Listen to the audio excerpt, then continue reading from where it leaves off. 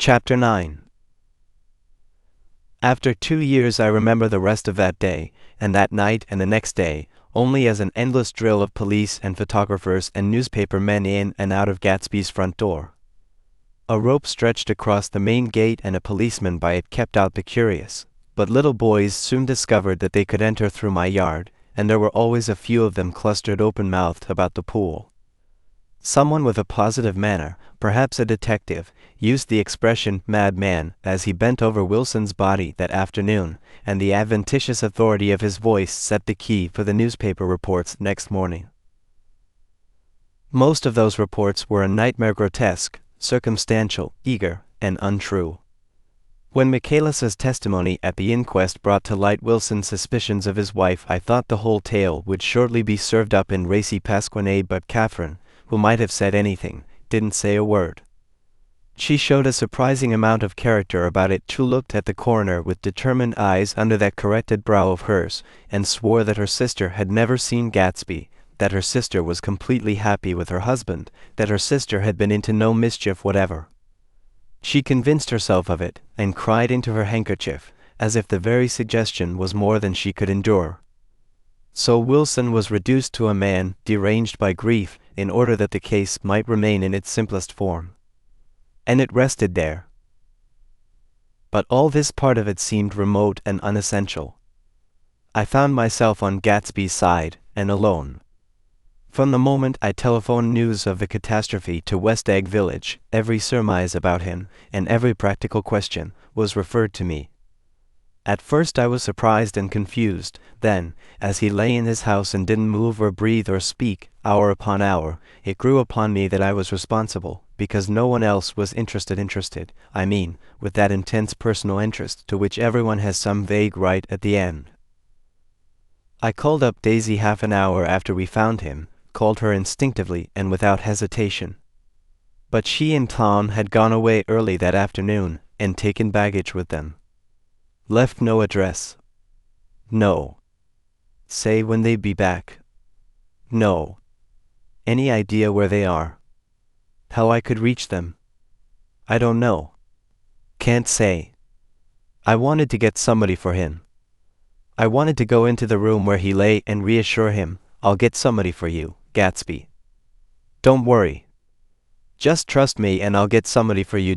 Meyer Wolfsheim's name wasn't in the phone book. The butler gave me his office address on Broadway, and I called information, but by the time I had the number it was long after 5, and no one answered the phone. "Will you ring again?" "I've rung 3 times. It's very important." "Sorry. I'm afraid no one's there." I went back to the drawing room and thought for an instant that they were chance visitors, all these official people who suddenly filled it. But, though they drew back the sheet and looked at Gatsby with shocked eyes, his protest continued in my brain. "Look here, old sport, you've got to get somebody for me. You've got to try hard. I can't go through this alone." Someone started to ask me questions, but I broke away and going upstairs looked hastily through the unlocked parts of his desk. He'd never told me definitely that his parents were dead. But there was nothing, only the picture of Dan Cody, a token of forgotten violence, staring down from the wall. Next morning I sent the butler to New York with a letter to Wolfsheim, which asked for information and urged him to come out on the next train. That request seemed superfluous when I wrote it. I was sure he'd start when he saw the newspapers, just as I was sure there'd be a wire from Daisy before noon, but neither a wire nor Mr. Wolfsheim arrived. No one arrived except more police and photographers and newspaper men. When the butler brought back Wolfsheim's answer I began to have a feeling of defiance, of scornful solidarity between Gatsby and me against them all. "Dear Mr. Carraway, this has been one of the most terrible shocks of my life to me. I hardly can believe it that it is true at all. Such a mad act as that man did should make us all think. I cannot come down now as I am tied up in some very important business and cannot get mixed up in this thing now. If there is anything I can do a little later let me know in a letter by Edgar. I hardly know where I am when I hear about a thing like this and am completely knocked down and out. Yours truly, Meyer Wolfschian. And then hasty addenda beneath. Let me know about the funeral, etc. Do not know his family at all. When the phone rang that afternoon and long distance said Chicago was calling, I thought this would be Daisy at last. But the connection came through as a man's voice, very thin and far away. This is Slagle speaking. Yes. The name was unfamiliar. Hell of a note, isn't it? Get my wire? There haven't been any wires. Young Park's in trouble, he said rapidly. They picked him up when he handed the bonds over the counter. They got a circular from New York giving them the numbers just 5 minutes before. What you know about that, hey? You never can tell in these hick towns. Hello. I interrupted breathlessly. Look here, this isn't Mr. Gatsby. Mr. Gatsby's dead. There was a long silence on the other end of the wire, followed by an exclamation, then a quick squawk as the connection was broken. I think it was on the third day that a telegram signed Henry C. Gats arrived from a town in Minnesota. It said only that the sender was leaving immediately and to postpone the funeral until he came. It was Gatsby's father, a solemn old man, very helpless and dismayed, bundled up in a long cheap ulster against the warm September day. His eyes leaked continuously with excitement, and when I took the bag and umbrella from his hands he began to pull so incessantly at his sparse gray beard that I had difficulty in getting off his coat. He was on the point of collapse, so I took him into the music room and made him sit down while I sent for something to eat. But he wouldn't eat, and the glass of milk spilled from his trembling hand. I saw it in the Chicago newspaper, he said. It was all in the Chicago newspaper. I started right away. I didn't know how to reach you.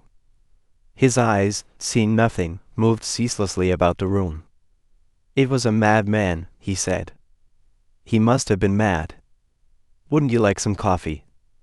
I urged him. I don't want anything.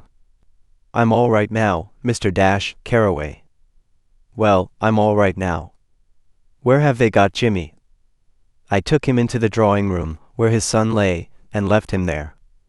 Some little boys had come up on the steps and were looking into the hall. When I told them who had arrived, they went reluctantly away. After a little while Mr. Gats opened the door and came out, his mouth ajar, his face flushed slightly, his eyes leaking isolated and unpunctual tears. He had reached an age where death no longer has the quality of ghastly surprise, and when he looked around him now for the first time and saw the height and splendor of the hall and the great rooms opening out from it into other rooms, his grief began to be mixed with an odd pride. I helped him to a bedroom upstairs. While he took off his coat and vest, I told him that all arrangements had been deferred until he came. I didn't know what you'd want, Mr. Gatsby. Gats is my name. Mr. Gats. I thought you might want to take the body west. He shook his head. Jimmy always liked it better down east. He rose up to his position in the east. Were you a friend of my boy's, Mr. We were close friends. He had a big future before him, you know. He was only a young man, but he had a lot of brain power here. He touched his head impressively, and I nodded. If he'd have lived, he'd have been a great man. A man like James J. Hill. He'd have helped build up the country. That's true, I said, uncomfortably. He fumbled at the embroidered coverlet, trying to take it from the bed, and lay down stiffly, was instantly asleep. That night an obviously frightened person called up, and demanded to know who I was before he would give his name. This is Mr. Caraway, I said. Oh. He sounded relieved. This is Klipspringer. I was relieved too, for that seemed to promise another friend at Gatsby's grave. I didn't want it to be in the papers and draw a sightseeing crowd, so I've been calling up a few people myself. They were hard to find. The funeral's tomorrow, I said. 3 o'clock, here at the house. I wish you'd tell anybody who'd be interested. Oh, I will, he broke out hastily. Of course I'm not likely to see anybody, but if I do. His tone made me suspicious. Of course you'll be there yourself. Well, I'll certainly try. What I called up about is dash. Wait a minute, I interrupted. How about saying you'll come?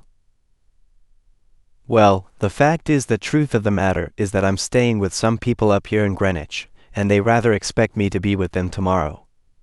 In fact, there's a sort of picnic or something. Of course I'll do my best to get away. I ejaculated an unrestrained, "Ha," and he must have heard me, for he went on nervously. What I called up about was a pair of shoes I left there. I wonder if it'd be too much trouble to have the butler send them on. You see, they're tennis shoes, and I'm sort of helpless without them. My address is care of B.F. I didn't hear the rest of the name, because I hung up the receiver. After that I felt a certain shame for Gatsby. One gentleman to whom I telephoned implied that he had got what he deserved. However, that was my fault, for he was one of those who used to sneer most bitterly at Gatsby on the courage of Gatsby's liquor, and I should have known better than to call him. The morning of the funeral I went up to New York to see Meyer Wolfsheim. I couldn't seem to reach him any other way. The door that I pushed open, on the advice of an elevator boy, was marked the Swastika Holding Company, and at first there didn't seem to be anyone inside. But when I'd shouted "hello" several times in vain, an argument broke out behind a partition, and presently a lovely Jewess appeared at an interior door and scrutinized me with black hostile eyes. "Nobody's in," she said. "Mr. Wolfsheim's gone to Chicago." The first part of this was obviously untrue, for someone had begun to whistle The Rosary, tunelessly, inside.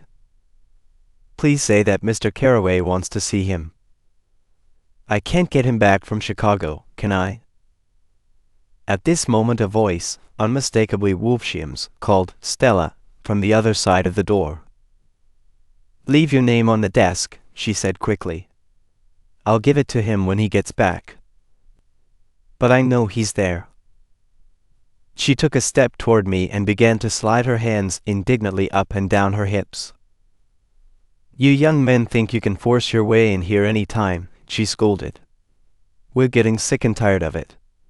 When I say he's in Chicago, he's in Chicago." I mentioned Gatsby. "Oh." She looked at me over again. "Will you just what was your name?" She vanished.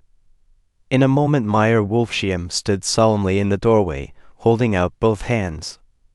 He drew me into his office, remarking in a reverent voice that it was a sad time for all of us, and offered me a cigar. "My memory goes back to when first I met him," he said. "A young major just out of the army and covered over with medals he got in the war. He was so hard up he had to keep on wearing his uniform because he couldn't buy some regular clothes. First time I saw him was when he came into Weinbrenner's pool room at 43rd Street and asked for a job. He hadn't eaten anything for a couple of days. 'Come on, have some lunch with me,' I said. He ate more than $4 worth of food in half an hour." "Did you start him in business?" I inquired. "Start him? I made him." "Oh." "I raised him up out of nothing, right out of the gutter. I saw right away he was a fine appearing, gentlemanly young man, and when he told me he was at Oxford I knew I could use him good. I got him to join the American Legion and he used to stand high there. Right off he did some work for a client of mine up to Albany. We were so thick like that in everything, he held up two bulbous fingers always together. I wondered if this partnership had included the World Series transaction in 1919. "Now he's dead," I said after a moment. "You were his closest friend, so I know you'll want to come to his funeral this afternoon." "I'd like to come." "Well, come then." The hair in his nostrils quivered slightly, and as he shook his head his eyes filled with tears. "I can't do it, I can't get mixed up in it," he said. There's nothing to get mixed up in. It's all over now. When a man gets killed, I never like to get mixed up in it in any way. I keep out. When I was a young man it was different. If a friend of mine died, no matter how, I stuck with them to the end. You may think that's sentimental, but I mean it to the bitter end. I saw that for some reason of his own he was determined not to come, so I stood up. "Are you a college man?" he inquired suddenly.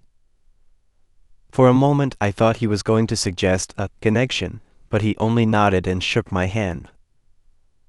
"Let us learn to show our friendship for a man when he is alive and not after he is dead," he suggested. "After that my own rule is to let everything alone." When I left his office the sky had turned dark and I got back to West Egg in a drizzle. After changing my clothes I went next door and found Mr. Gats walking up and down excitedly in the hall. His pride in his son and in his son's possessions was continually increasing, and now he had something to show me. "Jimmy sent me this picture." He took out his wallet with trembling fingers. "Look there." It was a photograph of the house, cracked into corners and dirty with many hands. He pointed out every detail to me eagerly. "Look there," and then sought admiration from my eyes. He had shown it so often that I think it was more real to him now than the house itself. "Jimmy sent it to me. I think it's a very pretty picture. It shows up well." "Very well. Had you seen him lately?" "He come out to see me 2 years ago and bought me the house I live in now. Of course we was broke up when he run off from home, but I see now there was a reason for it. He knew he had a big future in front of him. And ever since he made a success he was very generous with me." He seemed reluctant to put away the picture, held it for another minute, lingeringly, before my eyes. Then he returned the wallet and pulled from his pocket a ragged old copy of a book called Hopalong Cassidy. "Look here, this is a book he had when he was a boy. It just shows you." He opened it at the back cover and turned it around for me to see. On the last flyleaf was printed the word schedule, and the date September 12, 1906. And underneath, rise from bed 6 a.m. dumbbell exercise and wall scaling 6:15 to 6:30, study electricity, etc. 7:15 to 8:15, work 8:30 to 4:30 p.m. baseball and sports 4:30 to 5 o'clock, practice elocution, poise, and how to attain it 5 to 6 o'clock, study needed inventions 7 to 9 o'clock, general results * no wasting time at Shafters or a name indecipherable * no more smoking or chewing. * bath every other day * read one improving book or magazine per week * save $5, crossed out, $3 per week. * be better to parents. "I came across this book by accident," said the old man. "It just shows you, don't it? It just shows you." Jimmy was bound to get ahead. He always had some resolves like this or something. Do you notice what he's got about improving his mind? He was always great for that. He told me I eat like a hog once, and I beat him for it. He was reluctant to close the book, reading each item aloud and then looking eagerly at me. I think he rather expected me to copy down the list for my own use. A little before 3 the Lutheran minister arrived from Flushing, and I began to look involuntarily out the windows for other cars. So did Gatsby's father. And as the time passed and the servants came in and stood waiting in the hall, his eyes began to blink anxiously, and he spoke of the rain in a worried, uncertain way. The minister glanced several times at his watch, so I took him aside and asked him to wait for half an hour. But it wasn't any use. Nobody came.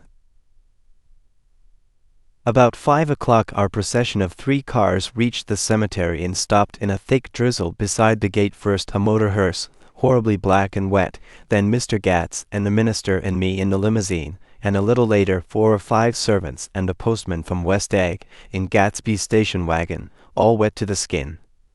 As we started through the gate into the cemetery I heard a car stop and then the sound of someone splashing after us over the soggy ground. I looked around. It was the man with owl-eyed glasses whom I had found marveling over Gatsby's books in the library one night 3 months before. I'd never seen him since then. I don't know how he knew about the funeral, or even his name. The rain poured down his thick glasses, and he took them off and wiped them to see the protecting canvas unrolled from Gatsby's grave. I tried to think about Gatsby then for a moment, but he was already too far away, and I could only remember, without resentment, that Daisy hadn't sent a message or a flower. Dimly I heard someone murmur, "Blessed are the dead that the rain falls on," and then the owl-eyed man said, "Amen to that," in a brave voice. We straggled down quickly through the rain to the cars. Owl Eyes spoke to me by the gate. "I couldn't get to the house," he remarked. "Neither could anybody else." "Go on," he started. "Why, my God. They used to go there by the hundreds." He took off his glasses and wiped them again, outside and in. "The poor son of a bitch," he said. One of my most vivid memories is of coming back west from prep school and later from college at Christmas time. Those who went farther than Chicago would gather in the old dim Union Station at 6 o'clock of a December evening, with a few Chicago friends, already caught up into their own holiday gaieties, to bid them a hasty goodbye. I remember the fur coats of the girls returning from Miss This or That's, and the chatter of frozen breath and the hands waving overhead as we caught sight of old acquaintances, and the matchings of invitations. "Are you going to the Ordways?" The Herseys, the Schulzes, and the long green tickets clasped tight in our gloved hands. And last the murky yellow cars of the Chicago, Milwaukee, and St. Paul Railroad looking cheerful as Christmas itself on the tracks beside the gate. When we pulled out into the winter night and the real snow, our snow, began to stretch out beside us and twinkle against the windows, and the dim lights of small Wisconsin stations moved by, a sharp wild brace came suddenly into the air. We drew in deep breaths of it as we walked back from dinner through the cold vestibules, unutterably aware of our identity with this country for one strange hour, before we melted indistinguishably into it again. That's my Middle West, not the wheat or the prairies or the lost Swede towns, but the thrilling returning trains of my youth, and the street lamps and sleigh bells in the frosty dark and the shadows of holly wreaths thrown by lighted windows on the snow. I am part of that, a little solemn with the feel of those long winters, a little complacent from growing up in the Caraway house in a city where dwellings are still called through decades by a family's name. I see now that this has been a story of the West. After all, Tom and Gatsby, Daisy and Jordan and I, were all Westerners, and perhaps we possessed some deficiency in common which made us subtly unadaptable to Eastern life. Even when the East excited me most, even when I was most keenly aware of its superiority to the bored, sprawling, swollen towns beyond the Ohio, with their interminable inquisitions which spared only the children and the very old, even then it had always for me a quality of distortion. West Egg, especially, still figures in my more fantastic dreams. I see it as a night scene by El Greco, 100 houses, at once conventional and grotesque, crouching under a sullen, overhanging sky and a lusterless moon. In the foreground 4 solemn men in dress suits are walking along the sidewalk with a stretcher on which lies a drunken woman in a white evening dress. Her hand, which dangles over the side, sparkles cold with jewels. Gravely the men turn in at a house, the wrong house. But no one knows the woman's name, and no one cares. After Gatsby's death the East was haunted for me like that, distorted beyond my eyes' power of correction. So when the blue smoke of brittle leaves was in the air and the wind blew the wet laundry stiff on the line, I decided to come back home. There was one thing to be done before I left, an awkward, unpleasant thing that perhaps had better have been let alone. But I wanted to leave things in order and not just trust that obliging and indifferent sea to sweep my refuse away. I saw Jordan Baker and talked over and around what had happened to us together, and what had happened afterward to me, and she lay perfectly still, listening, in a big chair. She was dressed to play golf, and I remember thinking she looked like a good illustration, her chin raised a little jauntily, her hair the color of an autumn leaf, her face the same brown tint as the fingerless glove on her knee. When I had finished, she told me without comment that she was engaged to another man. I doubted that, though there were several she could have married at a nod of her head, but I pretended to be surprised. For just a minute I wondered if I wasn't making a mistake, then I thought it all over again quickly and got up to say goodbye. "Nevertheless, you did throw me over," said Jordan suddenly. "You threw me over on the telephone. I don't give a damn about you now, but it was a new experience for me, and I felt a little dizzy for a while." We shook hands. "Oh, and do you remember," she added, "a conversation we had once about driving a car?" "Why not exactly?" "You said a bad driver was only safe until she met another bad driver." "Well, I met another bad driver, didn't I? I mean, it was careless of me to make such a wrong guess. I thought you were rather an honest, straightforward person. I thought it was your secret pride." "I'm 30, I said. "I'm 5 years too old to lie to myself and call it honor." She didn't answer. Angry, and half in love with her, and tremendously sorry, I turned away. One afternoon late in October I saw Tom Buchanan. He was walking ahead of me along Fifth Avenue in his alert, aggressive way, his hands out a little from his body as if to fight off interference, his head moving sharply here and there, adapting itself to his restless eyes. Just as I slowed up to avoid overtaking him, he stopped and began frowning into the windows of a jeweler's store. Suddenly he saw me and walked back, holding out his hand. "What's the matter, Nick?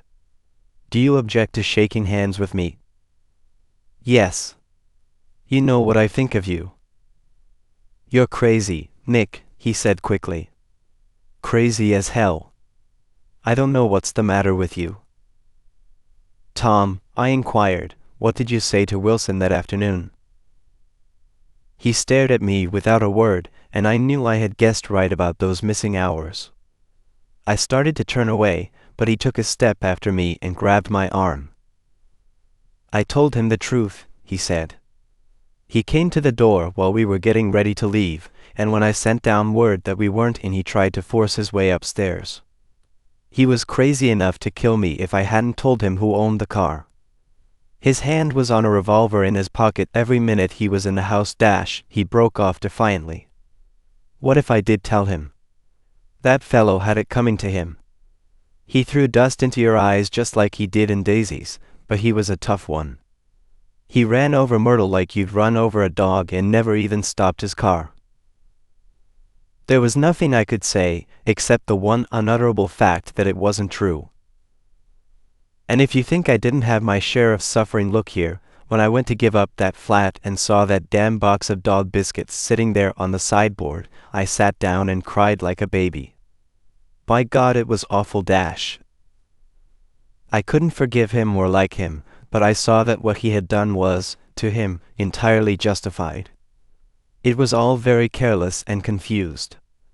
They were careless people, Tom and Daisy. They smashed up things and creatures and then retreated back into their money or their vast carelessness, or whatever it was that kept them together, and let other people clean up the mess they had made. I shook hands with him. It seemed silly not to, for I felt suddenly as though I were talking to a child.